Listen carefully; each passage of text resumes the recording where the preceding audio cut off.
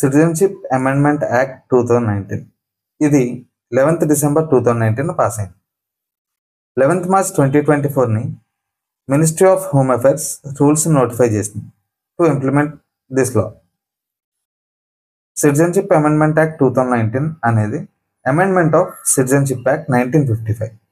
ఇదేంటంటే Hindu, Sikh, Buddhist, Parsi, Jain and Christian ఈ 6 communities వాళ్ళు ఎవరైతే పాకిస్తాన్, బంగ్లాదేశ్, ఆఫ్ఘనిస్తాన్ నుంచి ఇండియాకి వలస వస్తారో దట్టు బిఫోర్ 31st December 2014 వీళ్ళకి ఇండియన్ సిటిజన్షిప్ అనేది ప్రొవైడ్ చేయడం జరుగుతుంది. ఈ అమెండ్మెంట్ న్యాచురలైజేషన్ యొక్క రెసిడెన్స్ రిక్వైర్మెంట్ని 11 years నుంచి 5 yearsకి రెడ్యూస్ చేయడం అనేది జరిగింది. ఈ 6 కమ్యూనిటీస్ ఏవైతే ఉన్నాయో ఫారినర్స్ యాక్ట్, పాస్పోర్ట్ యాక్ట్ నుంచి ఎగ్జామ్ చేయబడ్డాయి. అంటే ఎవరైతే వ్యాలిడ్ డాక్యుమెంట్స్ లేకుండా ఇండియాకి వస్తారో వాళ్ళు ఇల్లీగల్ మైగ్రెంట్స్ కింద కాకుండా లీగల్ మైగ్రెంట్స్ కింద కన్సిడర్ చేస్తారు. ఓన్లీ ఫర్ దీస్ 6 కమ్యూనిటీస్ అన్నమాట.